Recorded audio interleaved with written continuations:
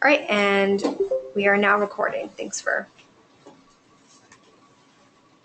sticking with that. Okay. Perfect. So I'm sure a lot of you are on Snapchat, and if you're not, it's a tool that allows you to compile a story comprised of pictures and videos that disappear after a 24-hour period. So that puts a lot of urgency around your story. People want to make sure that if you have something exciting going on, that they have to view it within that 24-hour period. Otherwise, it's going to go away and they're never going to be able to see it again. And then aside from the pictures and videos, Snapchat allows you to draw over your videos or your pictures. You can use emojis and Bitmojis, which are emojis designed to look like you. You can put filters, you can rewind, you can add slow-mo or fast forward. They have a really wide variety of ways to make your story unique and specific to you and your brand.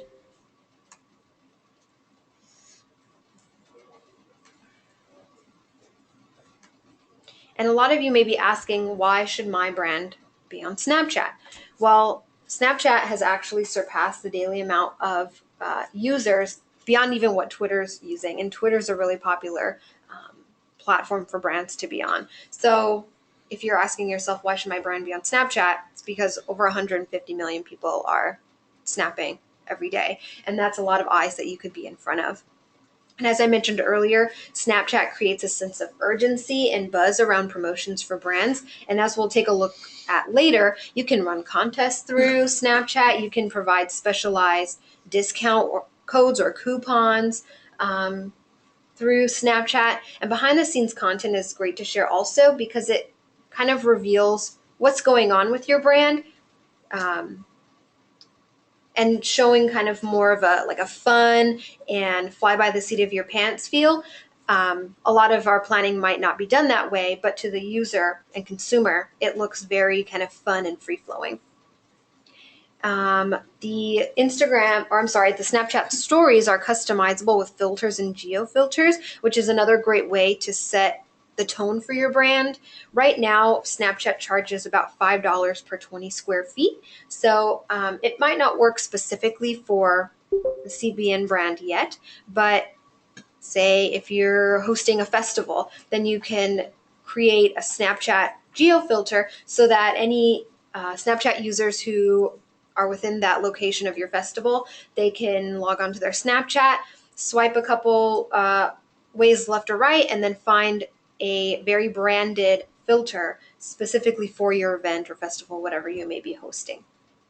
And then the story aspect of Snapchat draws viewers into an experience. And that's a story that us as a brand has specifically created. And we can bring that user into whatever experience we want them to. We're really at the helm. Hey, let me ask a question. Mm-hmm. I really that geo filter is pretty interesting. Like you said, if you're at a some sort of fair, some sort of big event, you could have a customized Snapchat experience for those people. Have we used that portion of that with Snapchat for CBN or 700 Club? We've not. Okay, all right, just curious. There may be opportunities for us to do in the future. Just right now, we haven't seen the necessity for it, especially at the cost, if we would need to continue paying for that. And here's a cool industry example that I found. So what Grubhub did in order to garner user engagement, they created a contest where you would snap back to Grubhub a doodle of your favorite food. And then they included an example so the user could easily understand how the contest worked. And then they let the consumers know that 10 random snaps would be chosen by midnight and they would win a prize. So while Snapchat a lot of times is seen as a one-sided platform because there's no space for community comments to be shown, and then once the snap disappears after 24 hours, it's really limited in how the users can engage. But asking them to snap you back either with a comment or by doodling something or taking a video or picture of their own, it's a great way to get your followers involved in Snapchat. And then here are a couple more examples. Oop, I didn't want that to start just yet. Taco Bell actually has really good social media.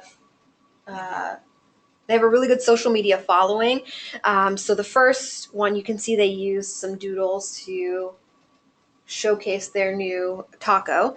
And then they also had a kind of a fun Snapchat video that looks like they're swiping left and swiping right to choose toppings. But it was actually just probably their social media manager moving the camera back and forth. We'll just watch the video play for a second. So that they're using Snapchat in a really creative way. They have text, they have emojis branded on top, they're using the taco emoji and telling the consumers exactly what they want. And then yesterday I was playing around with my own Snapchat just so you can see how it's used from a personal standpoint. I don't know why it's not playing. 1 second.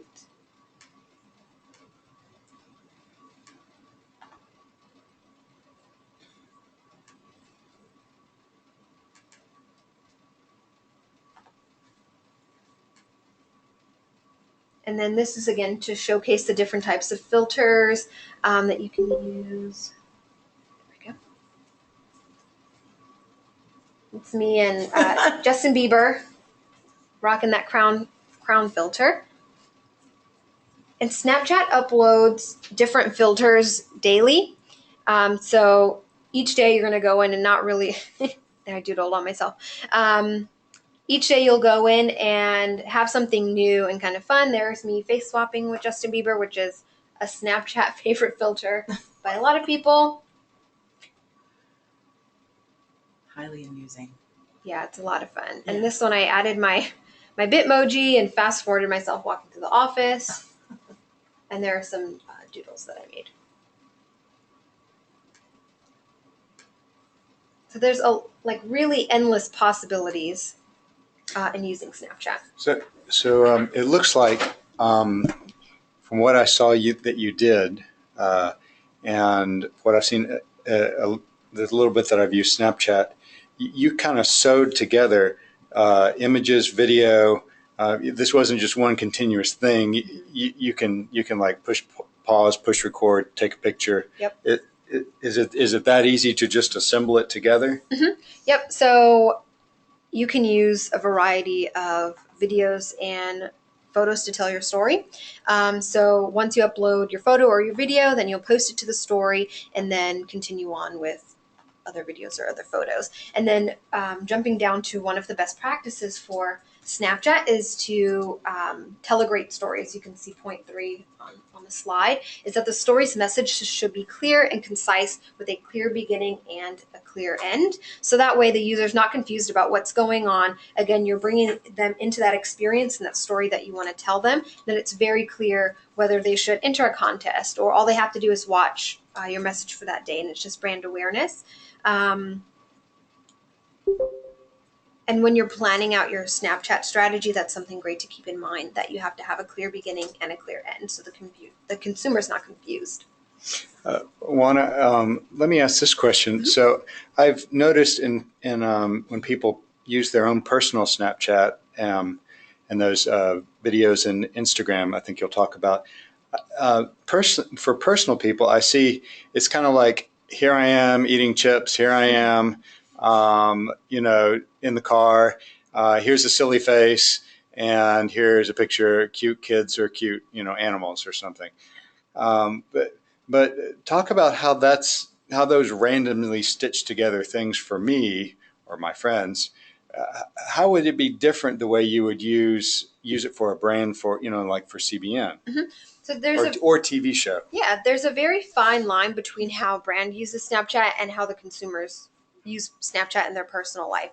For example, if you've been on somebody's Snap story, a lot of times Snapchat will insert an ad in there, but they try to make it look as personal and personalized and fun as possible so that it's a seamless experience, that you almost don't realize that you're viewing an ad. Whether they're using emojis or it looks like you're viewing into somebody's life, they try to make it really seamless so that it's not your typical marketing ploy, if you will. For brands, again, it really should be behind the scenes, really fun. It shouldn't be like boring and basic where you're just uploading pictures and videos with no music behind it. There are no emojis or no filters. The audience likes to see that brands are using Snapchat the way that they use Snapchat. So you have to make it very fun and personalized to your brand. For example, when the 700 Club has a guest, they'll put the guest on their Snap story. Sometimes they'll let the guest take over the Snapchat, and you'll view the story from the guest perspective. They don't shy away from using the fast forward or the slow mo or using emojis all over the story, because again, it should look like there's a person behind it and not a brand. I really like that. People are looking for the company to use Snapchat similar to the way I use Snapchat. Mm-hmm. That's great. That's great. So it sounds like you're saying, obviously you could and should plan out what you want to tell, what your story, the different images, different things, but it sounds like you're saying high energy. Doesn't look so scripted. It's more improv than it is a script. Here I'm following a script and reading. And now I will tell you, something. Yeah, okay. That's helpful. We haven't had any questions. Shout out to Drew. I haven't seen any questions or any chat. We'll take a pause. I think, is this wrap up the Snapchat for section, or do you have any? I think I'll just finish going through the best practices. Yeah, go for it. After establishing your brand's voice on Snapchat, while you don't want to put yourself into a continuous rut, you don't want to do the same thing over and over again. You should find something that sets your brand apart from others, so that when people are scrolling through the Snap stories, that as soon as your Snap starts to play, they recognize that it's from your brand. Again, use music if you're able. That kind of adds something cool and different. Once you pull up music playing on your phone, when you're recording on Snapchat, it'll record at the same time. And then try not to make your Snap stories too long. Even if we have a lot of great things to say, people will drop off and they won't watch your entire story. So we recommend under 200 seconds, which is 3.5 minutes. Anything under that is also fine as well. Okay. Drew, what's your question? All right, here it is. Okay, it says, is there any value in your opinion for an org like Orphans Promise, cause-driven, but 95% of our work is done around the world, not here in the headquarters in the U.S., and trying to utilize Snapchat? We can't do a lot of behind the scenes at headquarters. There's only so much of Terry in her office you could probably do. So he's trying to figure out how we might utilize Snapchat showing content after it happens. Yeah, that's a great question, Drew. So for every brand, it's different. So that if you find that your behind the scenes content may not be as engaging as what you have on the field, I think it's totally fine to have your marketing producers or people who are in the field a lot to have Snapchat on their phones. And here's one thing to remember: if you have a lot of people who may be sharing to Snapchat, is that only one phone can be logged into a singular Snapchat account at a time. So if one person is in China and the other person's in the Ukraine, they can't both be snapping and adding to the Snap story at the same time. So they'll have to coordinate that way so that they're not each kicking each other out of the platform.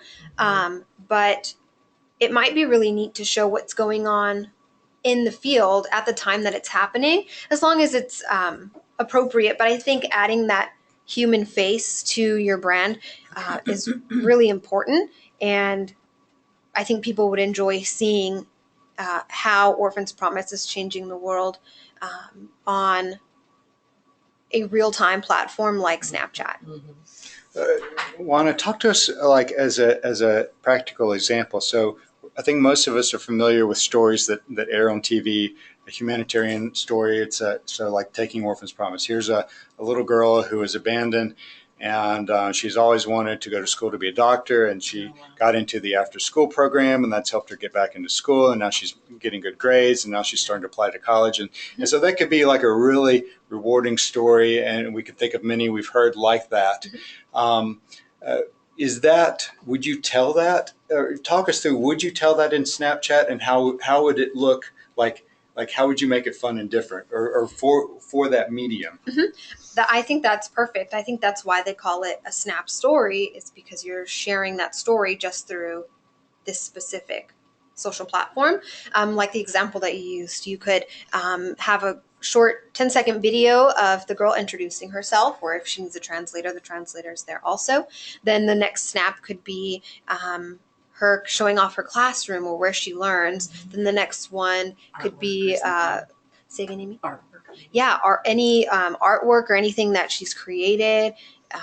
Then the next one could be another video of someone else who learns with her and kind of showing different faces. And then the next part of the story could be an Orphans Promise representative kind of sharing their take on the story. And then we would start we would start the Snapchat like introducing who she is, and then the end of the Snap story would be how the audience, whoever's watching, how they can join the movement as well. And then it would have a link to the Orphans Promise giving page. And that kind of wraps it up.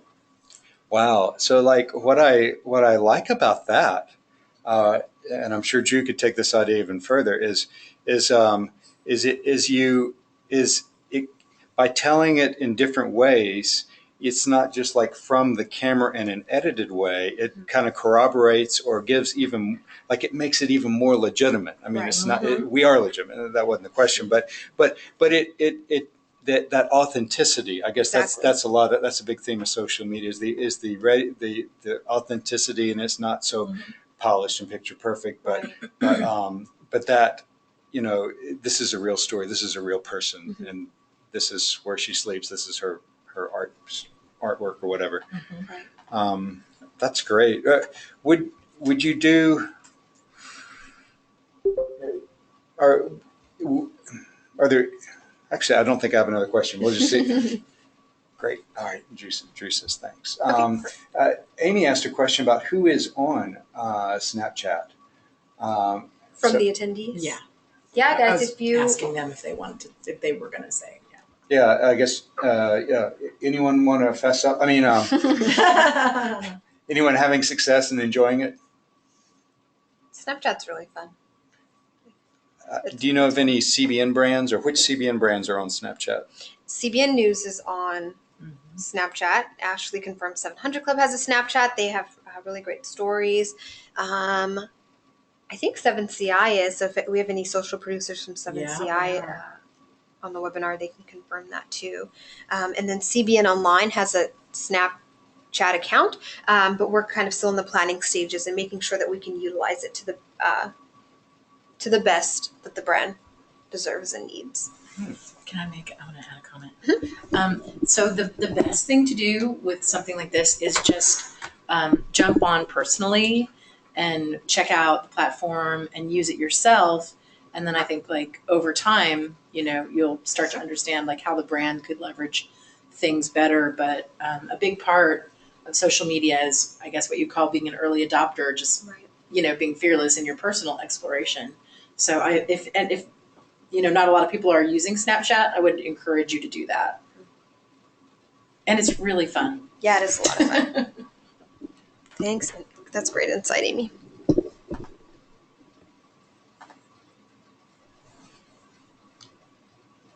Drew has a question. Let's see. Drew's asking, can you upload media from your phone, or does it need to be created in the Snapchat app?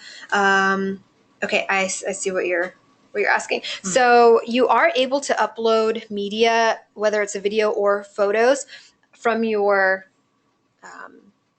phone's gallery. So you can upload something that hasn't been taken in real time, but the way that Snapchat works, it wants to call that out so that your users don't think content that was taken a while back is new content. So what they do is they wrap that content in a frame. It's a white frame so that it looks a little bit different, so that you know it's something that was taken not in real time. So you can just, it looks a little bit different from a real-time snap.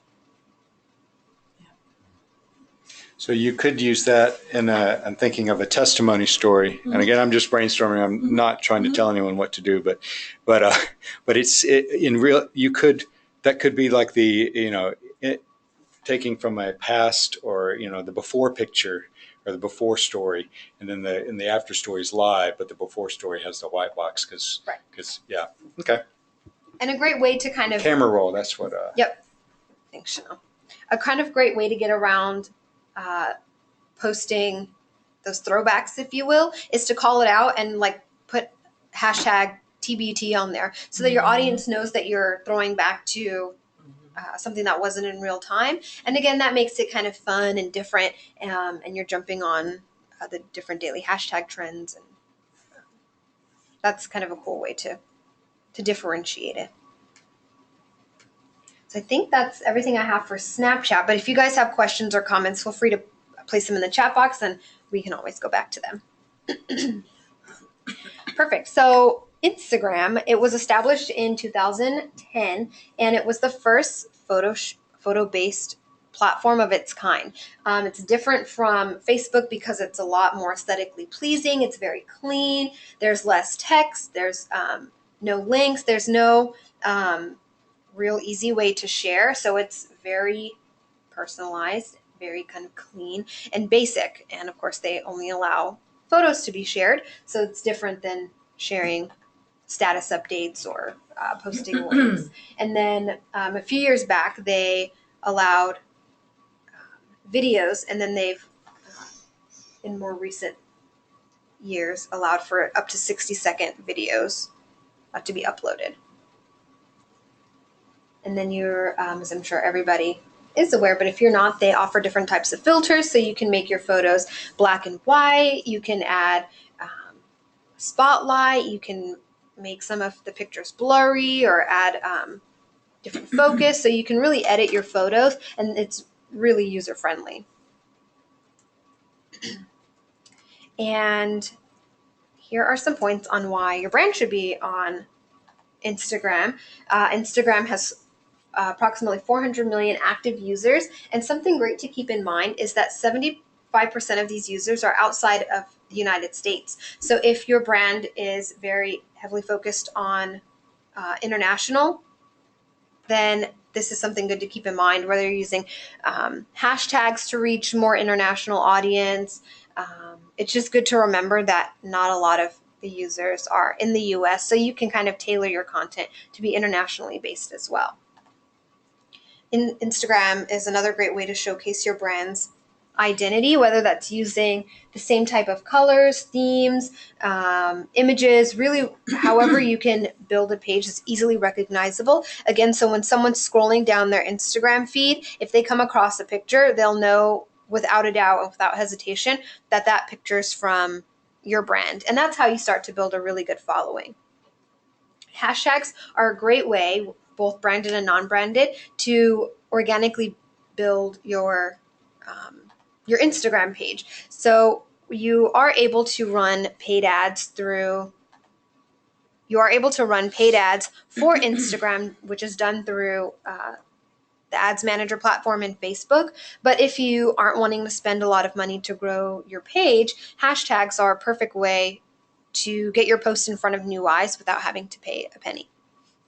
The hashtag, I think I mentioned this later on, but jumping off of the hashtag note, you are able to use up to 30 hashtags on one Instagram post, but just because they're allowing you to use 30, you probably shouldn't, because it looks like spam, and you don't want your post ever to look like spam. So it's recommended for most brands that you stick with approximately 11. Using 10 or 12 or around that number is not going to hurt, but usually 11 is kind of that sweet spot. And that gives you a chance to use hashtags that are relevant for the post, and also using generic hashtags like hashtag Instago or hashtag Instapic. So again, you can get in front of eyes of people that you might not necessarily have reached otherwise. With Instagram's new stories feature that looks a lot like Snapchat. You can now share images and videos that disappear within 24 hours, again, giving this social platform that urgency. People need to view your story now, otherwise they're going to miss out and they'll never ever be able to see it again. And then something new that Instagram has released within the past month or so is Instagram Live. So just like Facebook Live, you just select the button and share with your audience what's going on now in front of me. What am I looking at that I also want my audience to see? But unlike Facebook, where the video stays on your Facebook page forever, the live video disappears. So again, it creates that urgency that people need to start viewing now, otherwise they're missing out. And I think for Instagram Live, I think right now a lot of people aren't using it, but I think just like their stories feature, it'll start to grow and people will begin to use it for their brands. So here's some cool industry examples. And as to one of my previous points about making your brand recognizable and fun, I've included Staples, Yoplait, and National Geographic, which actually has a really The LMTV might be the most followed. because he won't broadcast our programs unless we give them to him like a week or 10 days ahead of Benin TV, so he can have exclusivity. And I told him that if he wants that, why he can supply us with the money to send him a DHL each time with that. I said, we can do that, but you bear the expense. Oh, of course not. So what for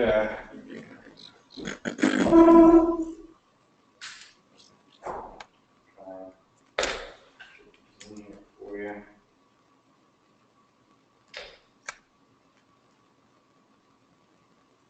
Guys, let me know if it's still staticky. Okay. Right.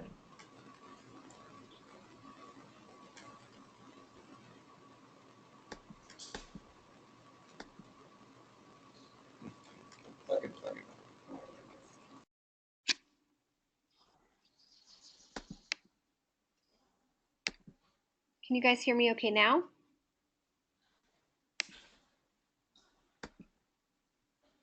Weird. Okay. All right. I'm just going to I was using a microphone, but I'm now just going to use the microphone from my computer. So if it starts to sound funny, just let me know and then we'll switch back to the microphone. But thanks all for letting me know and for being so patient. Okay, perfect. So first we can look at the Staples Instagram page. You can see right off the bat how colorful and fun, and you can tell that it's for some type of office supply store. Just looking at the backpacks, the dog looking at the computer, which is really funny. There's a lot of crayons and kind of arts and crafts items available. And what really caught my eye with the Staples Instagram page is that everything's so fun and free. When you think about Staples and Office Max and Office Depot, everything's kind of boring. You think of staplers and like whiteboards. It's not a lot of fun, but they've done a really good job of incorporating fun and art into their Instagram page. The same for Yoplait. You can tell it's some type of health food brand that you're looking at if you didn't know that you were on Yoplait's Instagram page. They do a really great job with inspirational text-only images, and then they offered some cool recipes to use with Yoplait yogurt. And then Nat Geo has a really good Instagram page also. It really brings you into the world of National Geographic. And in looking at their captions, the captions are quite long for Instagram, but I think it's okay in their case to use them because they're explaining what's going on with the animals that you're looking at or with the images that you're seeing. They're really great about telling that story in their captions, so it's all right. I think they're one of the exceptions that can use extremely long captions in Snapchat, in Instagram, because they're revealing the story to you, whether it's a human interest piece or whether they're talking about animals. And then they also had a really great Instagram story that we'll look at in just a moment.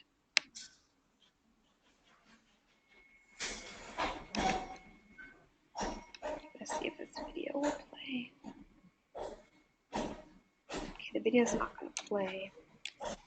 I want it to.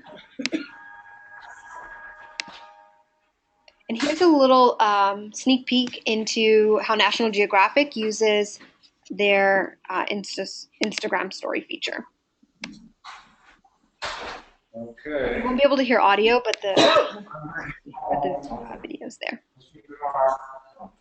You can see that Sarah Camp has, I think her name is Sarah Camp, she's tagged herself and another brand in her Instagram story, and Instagram made it a feature where if you tag somebody in your story, you can actually click right on their tag, which is a great way to cross-promote different brands within your organizations or brands that you've partnered with. This, I don't know why it's choppy, but some sort of large animal. yeah. Footprint.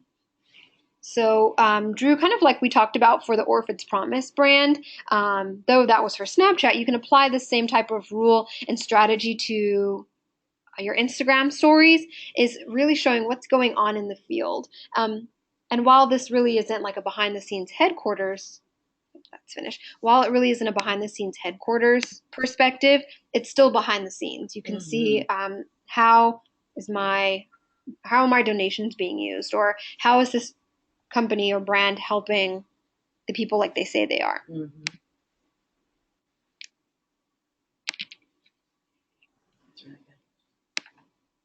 And before I jump into best practices, I just want to make sure that if anyone had questions that we covered them before I moved on.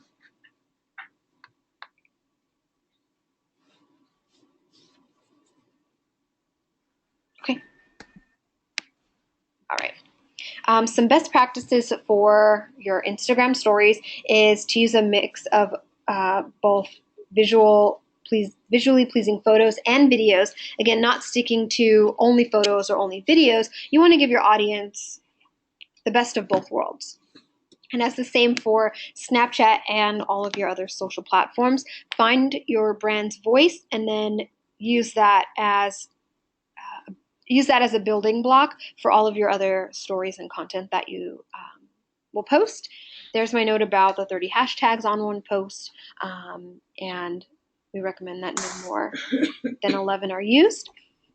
And then if you're able, make sure that the content that you're showcasing on Snapchat or Instagram, platform, Twitter, what have you, make sure it's somehow differentiated between each of the platforms. You want to make sure that you're not posting the same exact copy, the same exact media across all platforms. This gives your users the chance to follow all of your brands across all platforms, and they benefit and get something unique from each of the platforms. And then the previous rule also applies to your stories and live feature. Try not to use the exact same content from your Snapchat as you will on your Instagram story. Make it a little different and try to establish maybe a different story or different tone.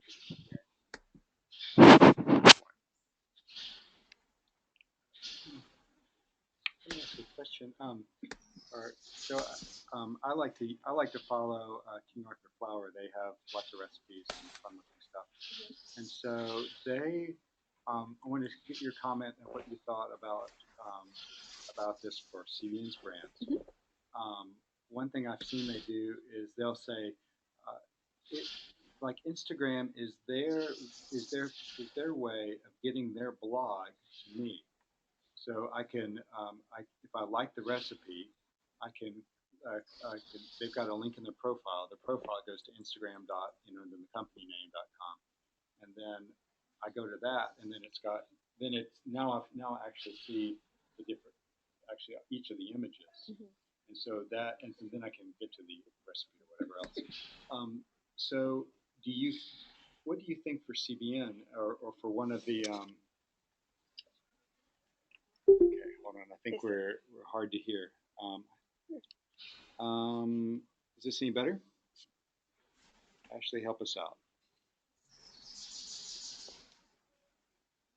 Oh, terrible. Okay.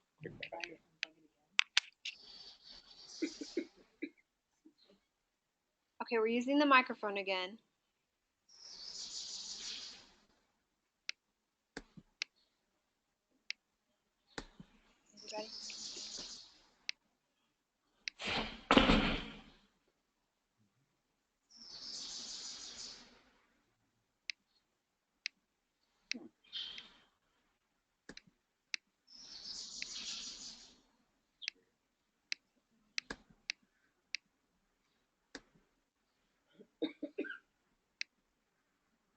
just a second.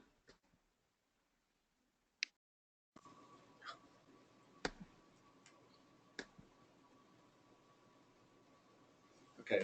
Can you guys hear us now? Yes, no, maybe so. It's so weird that it cuts out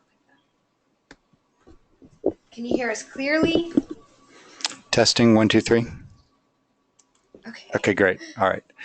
So let me repeat. So the question is, so a lot of times we're thinking not just of building our brand. So I can think of and what I've seen 700 Club and different other 700 Club shows do, Canada and Interactive others, is you have a nice inspirational meme, wonderful, love it, of scripture verse.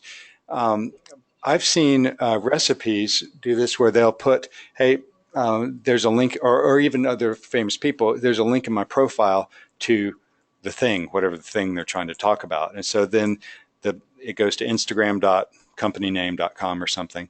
And so that page is actually like their blog page. And so, one picture per image, in this case, recipes, which I'm trying to bake or cook or whatever. So the Instagram becomes their way of serving up their blog to me.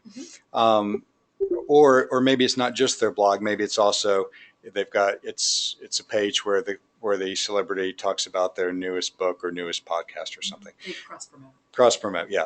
So comment on that, if you would, about either any of those, or what I've described, if you think that's good for CBN or how you might see that working out. Yeah, of course. So I think a big thing for the CBN brands, including News, 7CI, Orphan's Promise, a lot of times we're trying to drive back to the website because one of our goals is to create donors from the followers who are interacting with our content. So that's a great way to cross promote and to move people from that social platform onto the website. So Instagram, while you're not able to put a clickable link in every post, you can drive them to the link in your bio, on your bio page, and whatever that link is can then act as a springboard to get them to whatever website or blog that you'd like them to. That can be kind of tricky, especially if you run different types of campaigns leading to different websites all the time, because you'll always have to remember to change your link to make sure that it's tracked if you're using website tracking. But driving your users to that link is a great strategy. And one thing that I found actually for my personal use is that if I write a new blog post on my own blog, in my Instagram story and in my Snapchat story, I will reference that I wrote a new blog post and then include the full URL in one of my pieces of my story. And while they can't click on it, my my blog URL is easy enough to remember, where they can easily go and type it into a browser if they so desire to read whatever I've written about.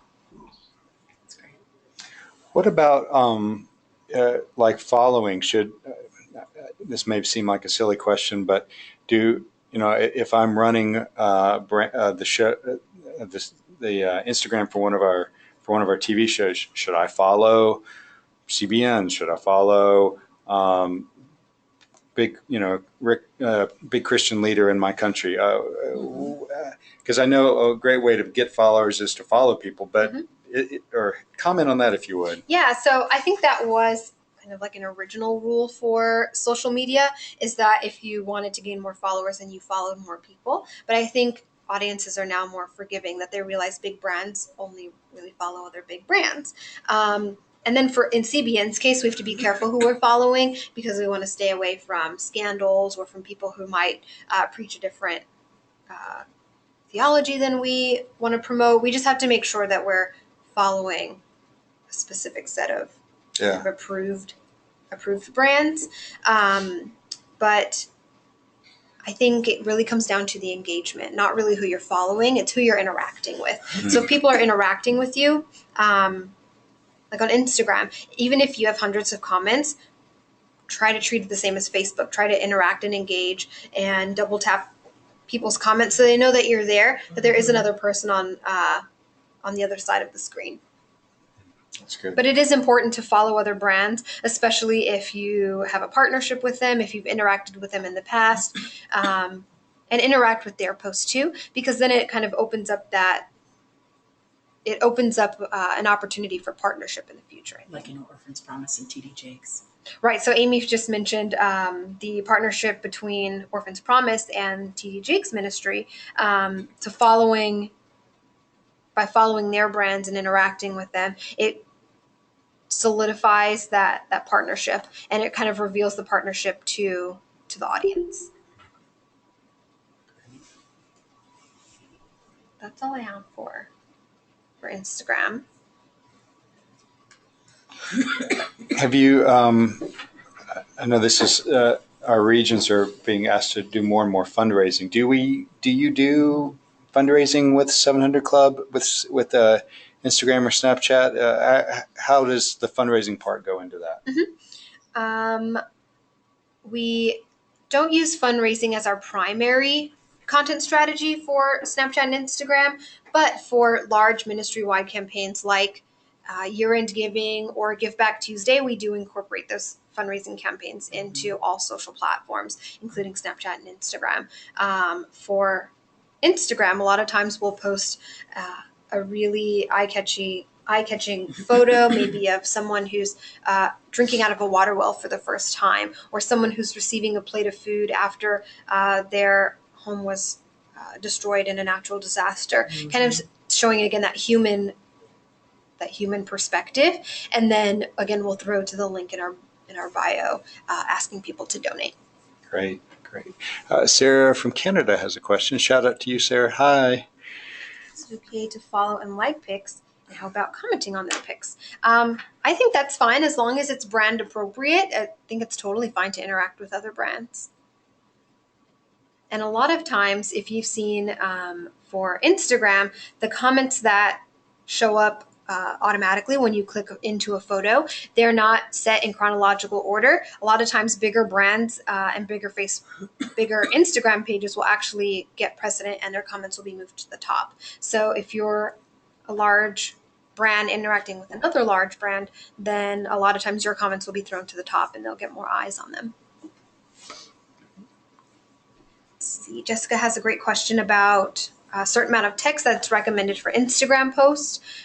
You're welcome, Sarah. I would recommend no more than 3 to 5 sentences, so no more than a paragraph, but of course anything less than that is always recommended, because you don't want your audience sitting there and then losing their interest halfway through your story. Again, unless the content calls for a very long post text, like explaining a testimony or sharing kind of that story and experience with them, but usually keeping it very short within a few sentences is recommended. I can think of one of the Christian leaders I follow on Instagram, and they'll post like one of those. It's not like a short little phrase, as a meme. And then they'll unpack that spiritual truth in say a paragraph, and that to me feels. I think that's like what you're saying. That's justified, but it just depends on what if it's just an inspirational verse, maybe just leave it at that. Okay. Yeah. So again, it's using your discretion and trying to find out what your audience likes. If you realize that your Instagram photos with a lot of text are doing really well, keep doing that, especially if your audience is responding to it. But if you find that a lot of people are passing by your images and not commenting or not interacting or engaging with it, then try something a little different, maybe cutting down the amount of text. And then another note about the captions, using emojis right at the beginning makes it seem less text heavy, and it draws the user in more than if you just started straight with text. So incorporating appropriate emojis in there is always great. Drew's got a comment here. Calendly, am I saying that right? Thanks, Drew. So Drew uses this program called Calendly. That's great. Beta.calendly, CALENDY.co. to create social posts. So that's a great option. With hashtags, so I'm the uninitiated. I figured out a few things, and the Insta coffee, Insta something. You can always put Insta with something. Right. How, and I know, should you just experiment to see is this? I mean, certain things you can see in media. Okay, they're hashtag pray for Paris or something. Mhm. Uh, uh, but but the other things, do you just test it out to see, well, which one is it flowers, or is it flower, or is it, you just test it out to see how many actually are being used for that hashtag? Drew says hashtag Instagamble. That's one we can use from now on. Excellent. Thanks, Drew. InstaFaith is really good. A lot of times it just takes a few minutes of research. If you're not sure whether to use a singular or plural version of hashtag, go and click on each hashtag and see which one has more of the content that's in line with your brand. Maybe which one has, maybe flowers has only 1,000 people talking about it, but flower has 10,000 people talking about it. Then it's good to kind of check and see what's in line with your goals. That's what I do sometimes. Just Yep, and check on Twitter. Amy's showing, she pulled up Twitter and searched the hashtag flowers in the search box, and then it kind of pulls up the top latest and kind of most relevant tweets having to do with that hashtag. So a little bit of research before you use hashtags is always recommended. Yeah. Again, to Yeah. make sure that the hashtag is appropriate and that you're not always leading to content that the users may not want to see. There was one instance when someone wrote into the ministry and was upset that we were using the hashtag blessed. And that's a really common one for, even non-Christian ministries. And when the user clicked the hashtag, the feed pulled up a lot of inappropriate content, but some of the content wasn't inappropriate. A lot of it was content, including ours, that we want people to see. So a lot of times we just have to use our discretion that if a hashtag might not be completely popular, then or appropriate, then shy away from it. When in doubt, don't use it. And then you'll always want to make sure that the hashtag is not completely off-brand. Like if you're posting a picture of, for Easter and the resurrection of Christ, you wouldn't use hashtag Christmas or hashtag Thanksgiving. You want to make sure that it's somehow related, unless you're using those generic hashtags like blessed or InstaFaith. You could also, Chanel's got a question. Before we get to that, let me just ask, you could also, it's obvious, right? You could create your own hashtag campaign. And so do you have any guidance on that? I think we've covered that in another session, but just to reiterate. So if you are running a personalized campaign that's specific to your department or the ministry, then creating a branded hashtag to get people talking about the campaign, and then they can easily use that hashtag and you can go back and find posts for that campaign. Or for a secondary goal, you're able to brand your campaign, and then when you go back for reporting purposes, all you have to do is search that hashtag and find posts related to your specific campaign. And some examples that we've used were hashtag Pray for America CBN, hashtag I can't remember hashtag Protect Your Heart CBN. So a lot of times we'll add CBN to the beginning or end of the hashtag. Typically we recommend adding it to the end, so that way if people are searching for Protect Your Heart that has nothing to do with CBN, our hashtag will pop up as a recommended hashtag because we've added CBN at the end. 700 Club has a hashtag for daily use, so that's something that if you find is in line with your brand goals, you can do that as well. So you can post that hashtag with every social media post that you make. And then let's see Chanel's question. Would you rather use a hashtag with a bunch of people using them, or just enough so that your brand's post isn't drowned out? That's a great question, Chanel. I think it's finding a good mix of both, because you don't want to use a hashtag that only 10 people are using and that people aren't searching for. But you also don't want to your post to get lost if millions of people are posting. But again, it's a mixture of both so that you're hitting both sets of eyes. It's a good question. We're wrapping up. Any last minute questions?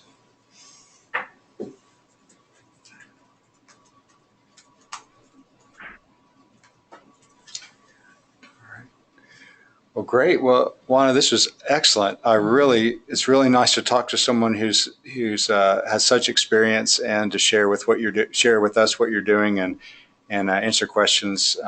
Thanks for putting this all together. This is wonderful. Of course. And the recorded session will go up sometime today on YouTube. So again, you can go back and watch it again or share with other people in your departments. Yeah, I'm super thankful that 25 or so people joined today, and that you all are interested in utilizing Snapchat and Instagram. Finish recording, and then we're going to finish recording and then announce our winner. Thanks, guys. Okay, stay on. We're just going to stop the recording.